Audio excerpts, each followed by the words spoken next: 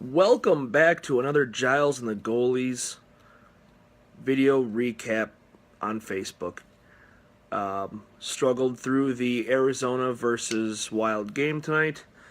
All in all, not a game that anyone's going to particularly remember because, one, it's St. Patrick's Day, and two, it wasn't really all that exciting. But the plus side is, I've got to be very happy with this team winning on the road, especially on the second night of a back-to-back on the road. Impressive win last night against division-leading Vegas. Impressive win tonight against a team that has very much had their number this season. So you have to be happy with those things. The early goal from Nino, I think it's a great sign that Nino Niederreiter is spending some time in front of the net, that he picked up himself a nice garbage goal tonight. He is definitely going to be a very important piece of the Wild if they're going to be successful, and that injury has definitely been bothering him. So if he can, basically he's learning how to play through this injury, I feel like. And he's played a little bit better as of late. He's gotten on the board a couple of times. So, well said, Tony. Yeah, very nice. Very nice to see that out of Nino tonight. Marcus Foligno gets what ends up being the game-winning goal. Russo mentioned in a tweet that Foligno played well tonight. I don't care. I think it's on nights like this when Foligno did have a good game that you remember that Foligno also has very, very many bad games, and that he probably shouldn't be in the lineup.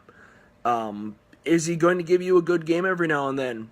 Sure, so is Tyler Ennis. That does not mean that they need to be in the lineup, or that they're, not that the Wild have many better choices, obviously, but just kind of, good. Am I glad that Marcus Foligno scored? Yes, of course, but it doesn't mean that I'm, thinking that his game is suddenly turning around or something, or that he's going to be some kind of key contributor during the playoffs if the Wild make there. But, speaking of the playoffs, the Wild are now 5 points up with 10 games remaining on Dallas, which holds the final wild card spot. And I believe it was Anaheim that holds the first spot out. So, anyway, it's pretty good sign. They're up 5 points. I mean, 5 points with 10 games up. That would have to be a Minnesota Golden Gophers level of collapse for them to miss the playoffs now. So, all in all, a great night. I really am encouraged by the fact that they mopped the floor with Vegas last night.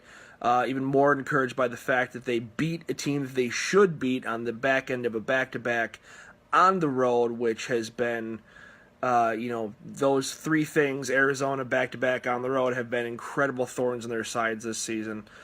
But yeah, all in all, good night. Hope that you are celebrating this fine St. Patrick's Day safely and having a lot of fun. I'm back in the Burnsville studios after a long day in St. Paul and Stillwater today, celebrating with some friends. So, got a question. What do you think about Bruce switching, and Grayling? I think Bruce throws a lot of crap against the wall to see what sticks, and I wouldn't count on anything lasting any particular amount of time. He really likes to mix things up and then go with the hot hand until it doesn't score for a period, and then he likes to mix things up again. So I'd love to have more of an opinion on line changes that Bruce Boudreau makes, but they change on a period-by-period basis, so I don't really I don't tend to get too excited either way. So that's kind of the reality of it. Devin Dubnyk gets his 200th win. That's cool. He looked pretty good tonight. He got beat by Clayton Keller, which there's no shame in that.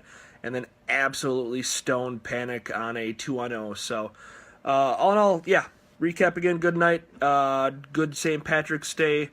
Hope that you all have a wonderful weekend. Look forward to a new show dropping tomorrow, late tomorrow, with a very cool guest.